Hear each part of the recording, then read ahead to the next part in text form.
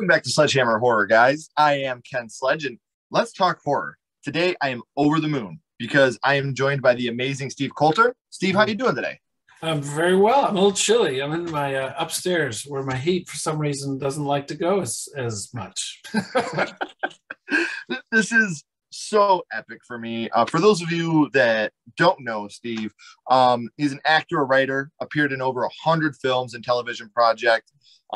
Television projects include reoccurring roles in House of Cards, The Walking Dead, P-Valley, Brockmire, The Purge, and Kevin Costner's Yellowstone.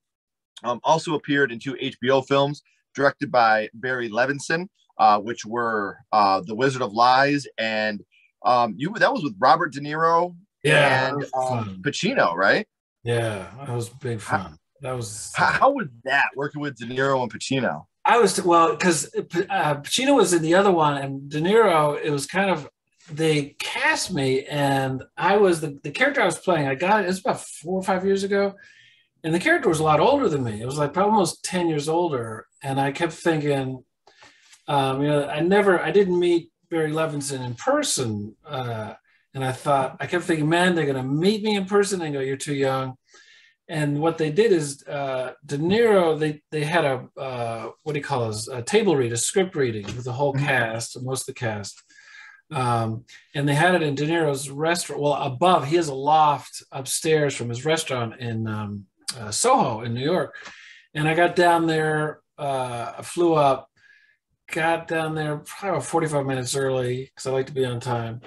And I went to this little coffee shop, and I was so nervous. It's so funny as an actor, I've been acting since I was 21, but De Niro was one of the reasons I became an actor. I mean, that's like watching Taxi Driver and Deer Hunter. I've seen 7 times. And so I went upstairs, and finally went upstairs, and he was so nice. He introduced himself, but it is so funny because as an actor, you have this, this professional part of you. And I'm sure you've done this when you meet certain people. The professional part is like, yes, but inside you're like, oh my God. I had this monologue in the reading. And as I'm doing this monologue, just reading it, and De Niro's right over here, and I'm sitting there going, Robert De Niro is listening to me talk. And I'm getting paid for this. So that's one of the fun things as an actor that I don't think I'll ever, and I don't want to lose it, is that you get to, it's like being, if I was a baseball player, you'd want to play with Derek Jeter or was it my generation, Al Kaline and Mickey Mantle and all those guys. You want to play. So when you get to play with those guys, same thing with, like I did a movie with Pacino, and then I did that HBO thing. And you're sitting there and you're acting with these guys, and it's like being on, being in the infield with Derek Jeter or something. It's really one of the funnest parts of getting to do this, where you just go, because you get to meet your heroes, and then you get to work with them. And it's so much fun. It's so much fun. And it's funny how the universe works, because you were just talking about somebody who has been an idol of mine since the day I was born. And that is Mr. Tiger, Al Kaline. I got to see him play. I got to meet him before his passing.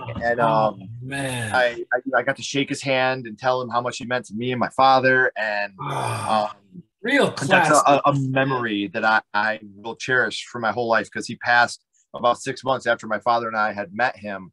And, it was just one of those things where me and my father always connected through baseball. Like, that was the one thing that me and my dad always had with each other, was baseball. And, Kaline was his favorite, always Kaline. And watching old tapes, I see why. Mr. Tiger, I mean, he's great. He's been phenomenal, He's larger than life. That was back when, my first baseball game I ever saw was a Twilight doubleheader against the Tigers. So I got to see him play. And I also it was Mickey Mantle's last season. It was 1968. So I was 8 years old. And I got this, and it was like it's like Mount Olympus. You're watching these, and back then you'd go to an old timers game, and now they don't seem to be as big a deal. But back then, like you'd go, I went to a couple of Yankees old timers, and you'd have, after Kaline retired, he would come, Whitey Ford, Joe DiMaggio, Phil Rizzuto, and all these other, Tony Oliva. Killebrew, and it was like, I'm not as much a baseball fan now. Man, we could talk about baseball for an hour, but I'm still such a fan of the old. I still watch the World Series and stuff, but yeah, and that feeling. If you know that feeling when you first walk into a baseball stadium and you see that green grass, and there's nothing that color, the brown of the infield. And I've always said that, like, people listen to music while they work out and stuff.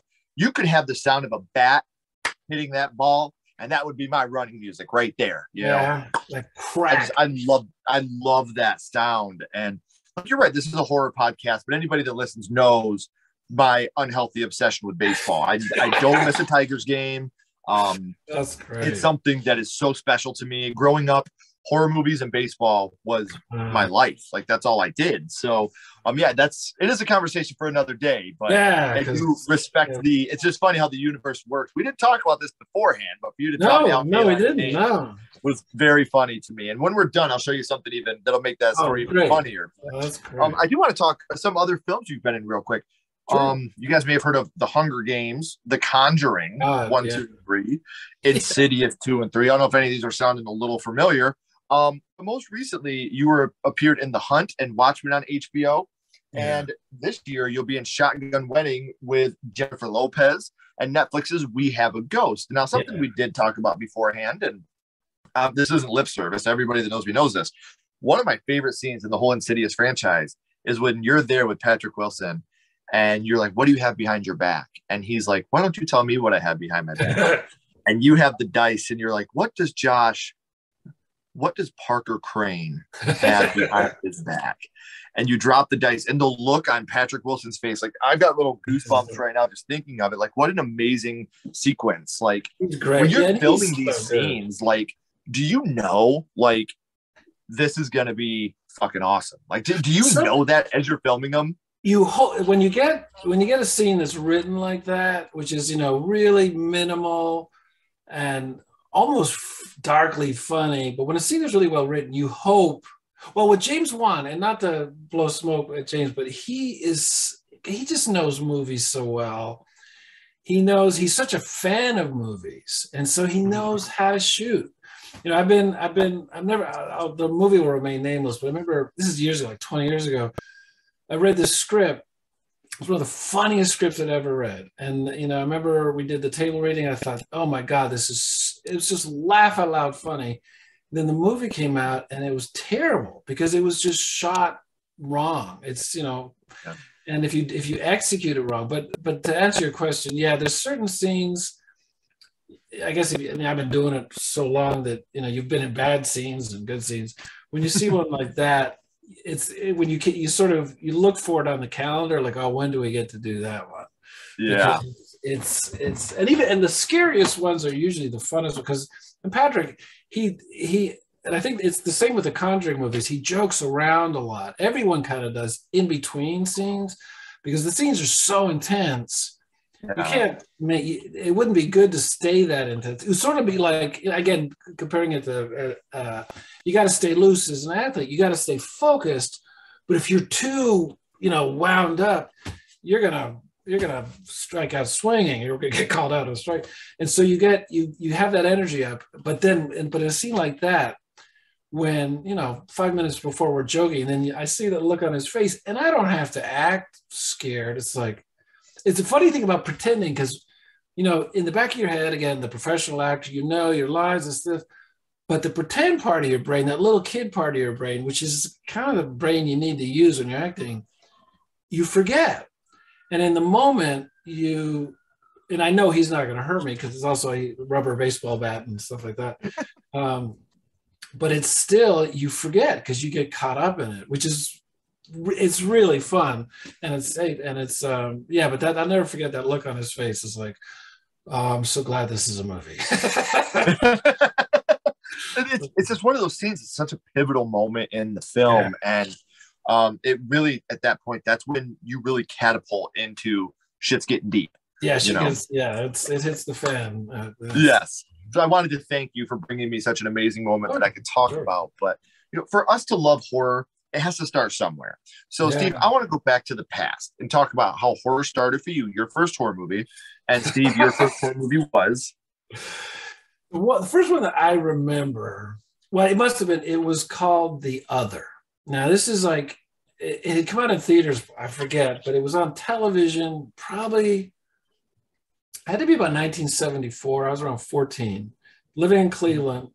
My parents weren't home, and I was watching this movie, and it's a good movie. I don't know if it still holds up, but it had some really good actors, and with something about it, maybe because I was alone at home. It wasn't on late. It was on like 8 o'clock, 8 to 10 or something.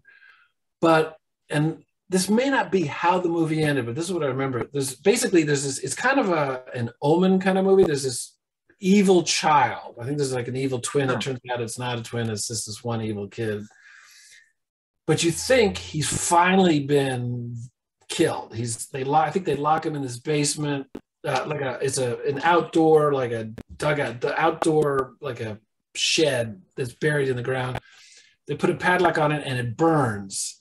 And you're like, finally, a bad kid who's done terrible things. I think he kills his mother and a maid and all this shit. But then they go and check the lock and the padlock is off. And I remember, not only was I terrified, I think I yelled at the television. I think I went, no! Because that's another thing. And that's the kind of horror that, because I am not a fan of horror movies. I don't know if I told you that. Because, especially, I don't mind like Halloween, Friday the 13th, because it's kind of a roller coaster ride. It's like, but movies about evil scare the crap out of me, because I do think there is, you get, and if it's done well, it immerses you in that, and you can't just go, because Friday the 13th, those movies, you go, that's more blood than I've ever seen. And you can sort of laugh at it, but, like the Omen or the Conjuring movies, like even for Insidious 2, you have to go out and do press. And so the movie wasn't out yet, so they send you a screener to watch. I had to watch it on my laptop with the windows, curtains open, lights on. I had to sit back from the laptop because it scared the crap out of me, even though I knew how we did everything, and we did, what was it? There's a scene in Insidious where I think I'm reaching out and touching this shroud. And when I touch it, I have these visions. Well, when I'm shooting it, I don't have visions. I just go, acting up a storm. Well, when I went to do, I had to go in and, with almost every movie you make, you got to go in and re-record some sound. It's usually, like with these movies, it's like you're breathing, and because mics don't always pick up the breathing that you need, or little sounds to fill in. And so I was doing, you're at the mic and you get this big screen in front of you. And so I got to see it for the first time, what, the vision was that I was seeing, and it scared the crap out of me. And it goes way back to, I think, because of that first movie, The Other, that just scared me so bad. And that and The Exorcist, which I saw, it had been out probably a year. I saw it at a drive-in in the pouring rain and still scared the crap out of me. I can't, like, what are those, those Japanese horror films, like The Ring? Yeah, The Ring, The Grudge. Not going anywhere near them. It's too scary. I feel the same way as you. I still feel to this day, The Exorcist is probably the scariest movie ever made. It is, And then not lip service. I think The Conjuring 2 is up there. Yeah. I think Sinister is another one that's up there as being one of the scariest movies I've ever seen. The Dark and the Wicked. But it all goes back to, these are not slasher films. These are supernatural horror films. And to me, that is the scariest. I grew up with a very, very Christian grandmother, and a very, she was very, very religious. And so you see things like The Exorcist and, these demons and stuff like that. To me, I'm like, nope, I'm out. See ya. Bye. Because I don't know if you've ever, people, when you do movies like The Conjuring, so people ask you, have you ever had, and I have had a couple of experiences where I sensed, it wasn't a ghost, but I sensed evil. And I don't ever want to feel that. It was a real presence of, like, and I wasn't alone. I was first year of college, acting school, and I had I had a roommate. we were sitting back, his desk faced that wall, my desk faced this wall. And all of a sudden, this sounds like a movie, it felt like the air, more than just the temperature, just everything felt cold. And without even turning, he said, Steve, I had a picture of my girlfriend. My high school girlfriend was taped to my desk. Her name was Sarah. And he said, look at Sarah's picture. Focus on Sarah's picture. Don't look up. And so he had sensed it too at the same time. And he had he came from a very Christian family, and he had experiences I had never had. And it only lasted about 5 minutes, but there was something in that room. I don't know why I had visited a dormitory in North Carolina, but it was, and I think that's the thing about those movies is it's borrowing on truth. And that fine line, like The Exorcist, when you read the book more than the movie, it's a lot of it. Is this just a psychological disorder that the little girl's having? Is she schizophrenic or something? And then it crosses a line, kind of like The Shining, the book The Shining, where it's like he's just having a nervous breakdown. So it's, and if you've ever seen someone who's lost their mind, sometimes you can see evil there too. I mean, sometimes it's just that's why. But the thing is that I like horror films to see them. I do like going to a movie theater because it's not, you don't want to watch a horror film by yourself unless it's a communal experience. Yeah, because that's where it's like a roller coaster. Because I've seen those movies at like the premieres and stuff, and when I went with my daughter. And yeah, when you see a scary movie like that in a packed house, it is a communal, everyone, you're not alone. It's just not as scary because you're all getting the crap scared out of you. Right. And that's fun. Well, and with you bringing this up, like a lot of the scariest things to us are the things that can really happen. Yeah. When you talk about The Exorcist, The Conjuring, we've all had these type of nightmares of these things that are, we've all known, especially if you grow up in a religious home, it hits a little closer to home with you because you've heard these stories growing up. And it's funny because you said you're not, that huge of a horror fan, but the funny thing is, like, you open so many doors, like these movies that are coming out now, The Conjuring, Insidious, like these movies are The Exorcist of today. These are those possession type. For somebody that like horror movies, I somehow found my way into 2 franchises. It wasn't my idea. But and even The Walking Dead, seeing your performance in it was very sad how it ended for you. But you could say that you really started a revolution in The Walking Dead. Your death in The Walking Dead started something huge in an arc of the show.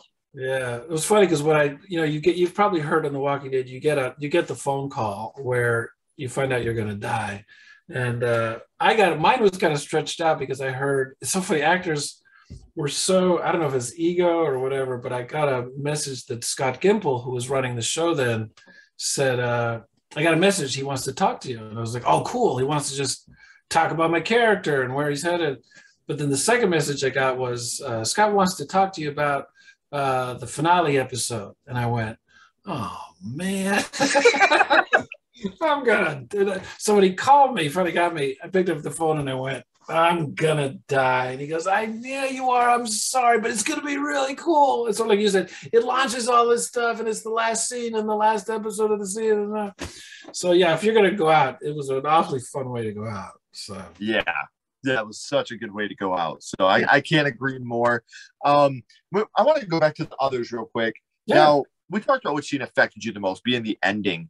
And I know you were young at the time the movie really had an impact on you. But do you remember what your favorite scene from the movie would be? Boy, it's funny. I don't think I can answer that because that scene just burned. That I still have an image of this. It may not even. Memory is weird. That image may not even be in the actual film. But what I remember is that unlocked padlock. Because I remember when they locked the kid in there. I remember feeling great. So that might have been my favorite scene. I don't remember the famous. I do remember in other movies like The Exorcist. I have a lot of favorite. I got to go to those stairs in Georgetown, and they are scary. Or that the arrival of the priest, and there's just some classic moments in movies like that. Or one of my favorite movies, which I went with my sister to see It.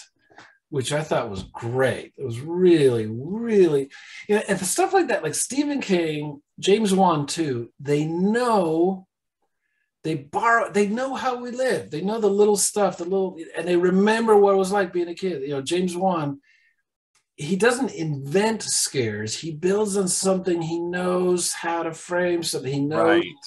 He has a visual memory, and he's a fan of these stories. Same thing with Stephen King. It is so great because who didn't think that there was something in one of those? I mean, I never imagined a clown, but as a kid, the drainage things, because you're always out there, yes. Or that house that you're not supposed to walk by and stuff. Yeah, and so they create. It has so many. That's one of those movies. There's so many. I saw someone the other day wearing one of those old-fashioned yellow raincoats, and my stepson, he went, "Oh man, it." I said, "Yeah." There's Georgie. There's Georgie. Oh God. When you were talking about the stairs from The Exorcist, are you talking about the crab walk stairs? No, the stairs where I guess Father Karras goes out and falls all the way down. Those really massive. The crab walk too. Oh my God. Yeah, that. Yeah, walking on the ceiling. Something I always ask. We talk about the others. Is that a movie that you would like to see remade today? Nope. Nope. Fine the way it was.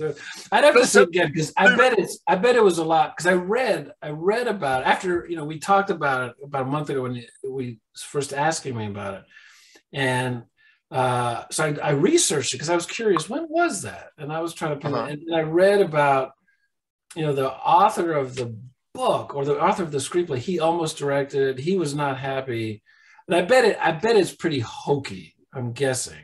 Compared to especially the level of the production values that you see today. Right. But, it's one of those things that'd be interesting. If I wrote a thriller a couple years ago. I've never written, pure like horror. And that might be an interesting thing to look at because the basic story was so good.